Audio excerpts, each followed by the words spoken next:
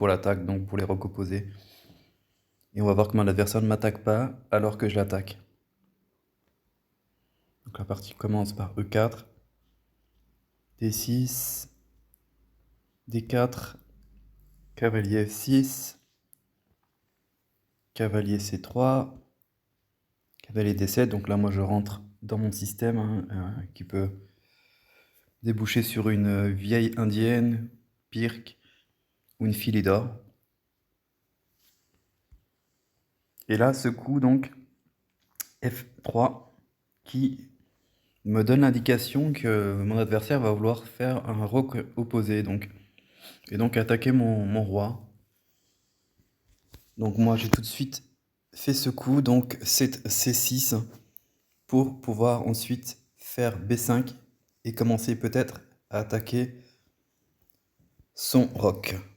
Futur roc, parce que bon, je me dis que là, il va pas roquer en petit roc, donc je prends le pari, et de toute façon, c'est un coup C6 qui est tout à fait possible.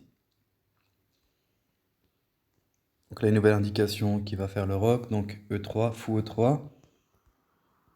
Et là, j'envoie B5 déjà, car là, je sais que il y a peu de chances qu'il fasse le petit roc maintenant. Et je veux prendre une avance sur cela, donc. Donc là, il n'y a plus de doute. Dame D2. Et donc là, par contre, bon, je fais quand même... je fais quand même ce coup G6. Je me dis quand même... de toute façon, c'est un coup utile. Je vais essayer de mettre mon fou en G7. Et ce fou sera fort, hein, forcément, à un moment donné, s'il rock. Et je sais que c'est quand même assez fort tout ça, hein, un fou en fianchetto qui va direction du roi, plus les pièces qui vont s'y projeter, hein, comme on va voir.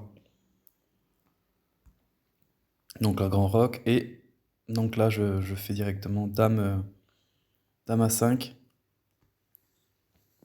Donc déjà presque je menace de pousser le pion, hein, en B4 pour bouger son cavalier et prendre le pion,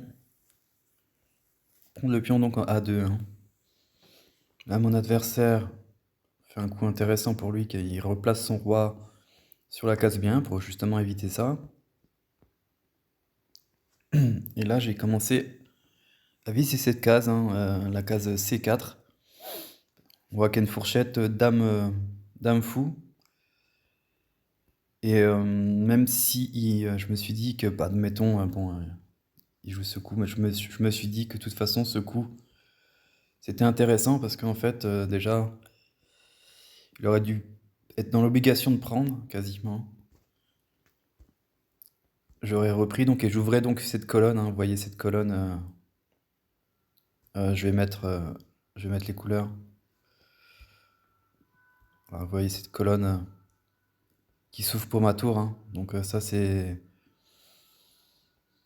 intéressant, j'ai pensé, hein, pour moi, hein. Donc voilà. Mais du coup, c'est pas ce qu'il a joué. Il a poussé donc le pion E5, et donc il attaque mon cavalier. Donc en général, faut pas paniquer. Bon, là, c'est vrai qu'on se dit, mince, il attaque mon cavalier, tout de suite, faut bouger mon cavalier, ou alors, disons, faut faire quelque chose, hein. Je voyais que cette prise-là, elle était peut-être pas trop recommandable pour moi, hein. Je voyais que là, ça aurait pu mal se passer directement, même si j'avais encore une défense, hein. Mais voilà, non, non, situation roc opposé. Et en cas de roc opposé, voilà, il faut attaquer. Donc moi, j'ai poussé ce pion. Ça a été mon coup. Et il a bougé son cavalier, donc. Ça, bon... disons que ce coup, admettons, analysant ça rapidement... Ouais, il aurait même fallu, bon, il aurait fallu qu'il prenne. J'aurais bien sûr repris. Je perdais un pion, mais quand même, là, il y avait quand même matière pour moi, hein. J'étais un peu mieux. Voilà, ça aurait été plus intéressant pour moi quand même. Bon, Donc là, il aurait fallu quand même qu'il prenne ce cavalier et il a bougé donc ce cavalier. Et de là, ça a commencé à être plus facile pour moi. Donc là, j'ai attaqué sa dame et son fou. Il a bougé son fou. Et là, on voit quand même que je commence à m'approcher de son roi. Et donc j'ai pris ce pion. Alors là, j'avais... il fallait quand même que je m'occupe de mon cavalier quand même, hein. Donc, et je voyais que je pouvais gagner un pion. Et une tactique assez simple, hein. Donc voilà, prise du pion. Pion prend et ensuite secoue E5. J'attaquais 2 fois son fou. Mais je n'avais pas vu qu'il avait ce coup, donc simple comme bonjour, c'est le coup C4 qui attaquait ma dame donc et qui faisait que bah, ça lui, dans sa position, ça allait mieux pour lui, hein, on va dire. Et qu'au final, je perdais un temps parce qu'il fallait que je bouge ma dame. Donc bon, c'est dommage, j'avais pas vu, j'avais pas anticipé ce coup. Un coup simple, bon, je voulais juste le gain du pion. Mais là, ce que j'aurais dû jouer plus, c'est un coup. L'ordinateur, je crois, me demande. Oui, il y avait ce fou. Donc là, fou et 6 hein, qui menaçait mat, hein, s'il faisait pas attention, hein. Admettons, ils prennent mon cavalier, il s'enflamme, et ben là, j'ai échec. Et voilà, dame prend, donc dame prend, on va le faire quand même. Hop, et il menace, il y a mat. Donc là, ici. C'est pas ce qui s'est passé. Et j'ai pris ce pion après ce coup. Je suis venu donc en A5, madame, et bon, j'avais encore quand même du jeu. Voilà, là, j'ai fait le coup quand même qu'il fallait. C'était le coup, donc fou E6. Mais je sais pas si c'était le bon finalement. Qu'est-ce qu'il me dit l'ordinateur? Ouais, ça égalise, bon, quand même, déjà là, bon. Et là, donc là, mon adversaire a fait le coup pardon, B3. Donc il a eu peur donc, de cette menace, hein. Il aurait dû prendre en fait là, ça lui libérait un peu des pièces, ça lui libérait un peu de. Ça le soutenait, comment dire, le fait d'enlever des pièces quand même, ça faisait que son roi était un peu plus en sécurité. Mais non, c'est pas ce qu'il a fait. Donc là, lui, il a poussé le pion G6, donc il a vu cette menace.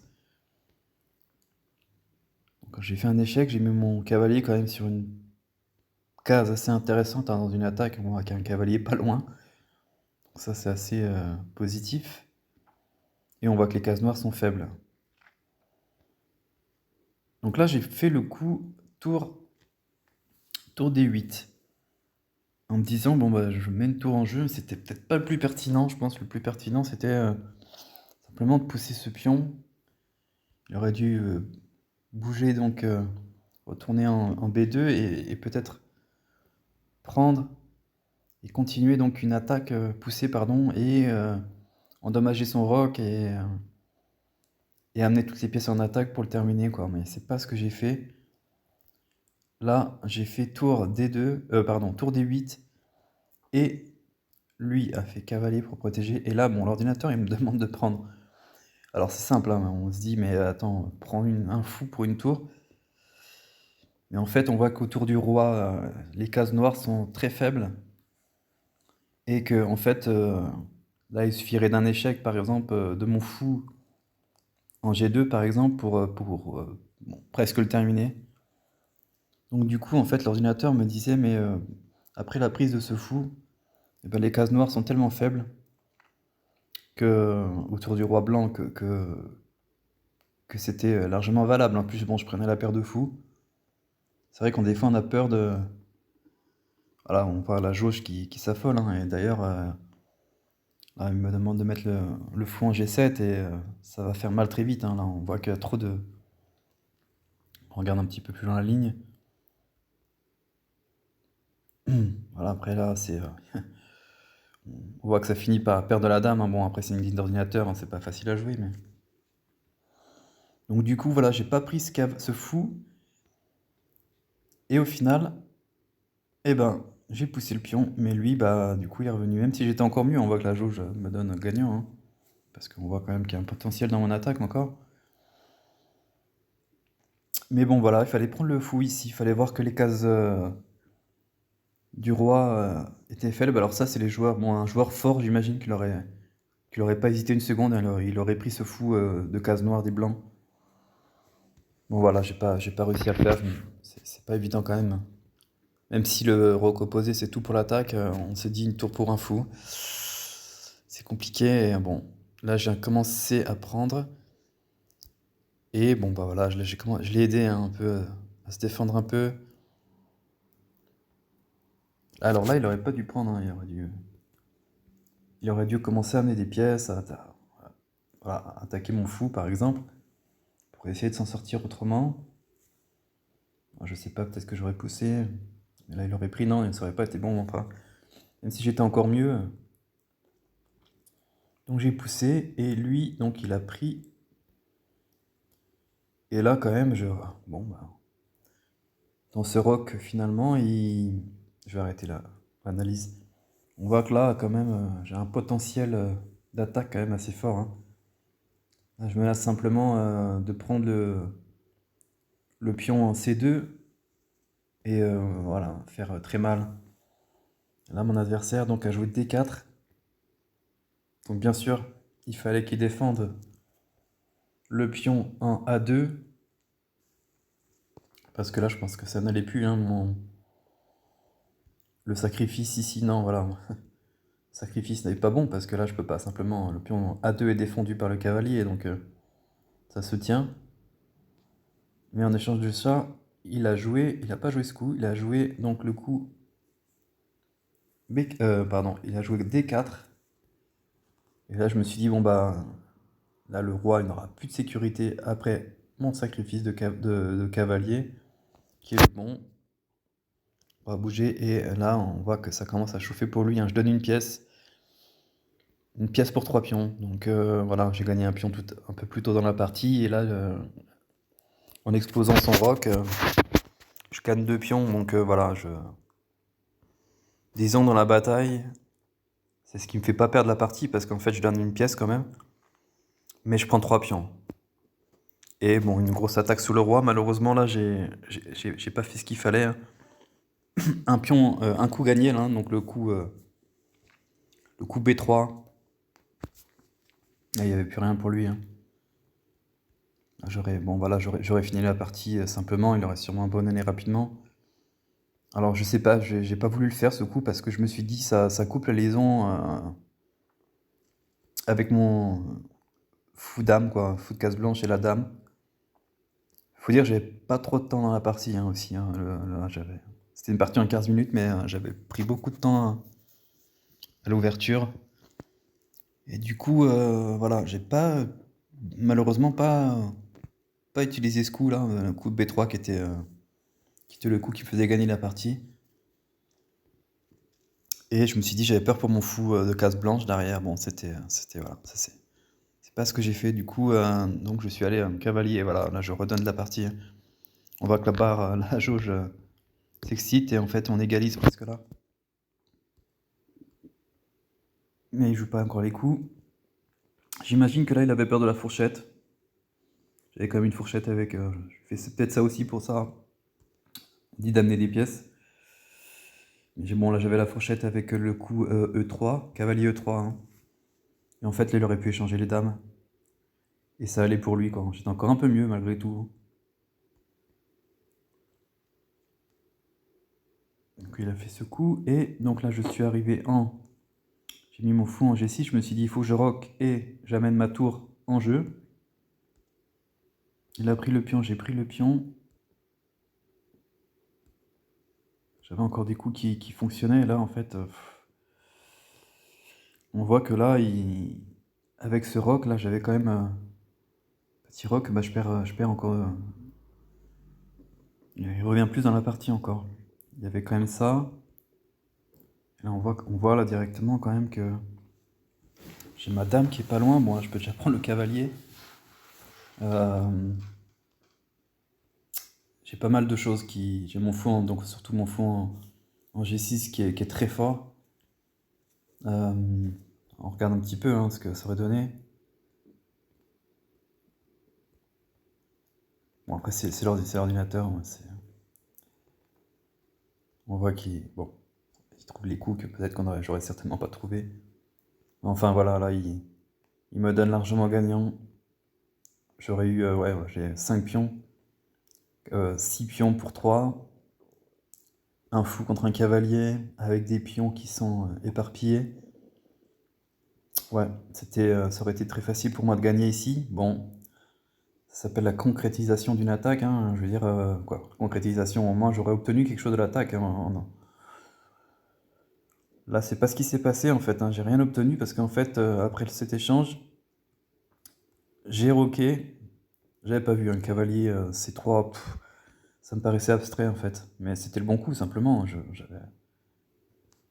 Ça coupait la liaison de la dame avec son cavalier indirectement. Là, le cavalier, bon, la dame était obligée de. Si elle venait ici, qu'est-ce qui serait passé? Bah, j'aurais pris son cavalier. Là, c'était terminé, mais j'ai pas vu. Il faut dire, j'avais pas encore le temps. J'avais pas le temps, donc j'ai raté ça. Donc là, il est revenu dans la partie. Après ce petit roc, car en fait, il pouvait ramener ses pièces. Hein. C'est ce qu'il a commencé à faire, je crois. C'était pas encore bon. Bon, ouais, bon, attaquer madame, là, j'ai préféré la bouger. Et puis bon, bah là, voilà, c'était égal déjà. Même si au niveau matériel, on est en parfaite égalité. Là, j'ai prise. Et bon, j'ai même échangé, on a échangé. Alors ce coup cavalier F6, bon, je sais pas. Il a voulu échanger mon cavalier qui était peut-être gênant là. C'est vrai. Et bon, là, je pensais qu'il allait faire nul, hein. Je pensais qu'il allait faire un perpétuel. C'était nul. C'est pas ce qu'il a fait. Il était gourmand, il a pris ce pion. Mais moi, bon, avec un échec ici, j'ai pu prendre le pion en G2.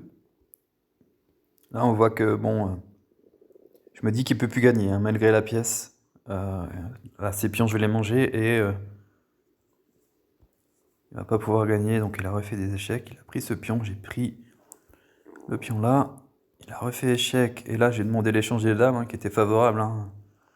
S'il prenait la dame, c'était pas encore facile, mais après l'échange des dames, j'ai quand même 4 pions contre un cavalier et un autre pion. Bon, j'étais sûr de pas perdre déjà. Là, j'ai encore fait des échecs. Et là, bon, il m'a encore laissé un pion. Et il a fait ce coup. Alors j'avais un truc quand même ici, là, apparemment. J'avais le coup H3. Qui faisait que... Bon, c'était compliqué.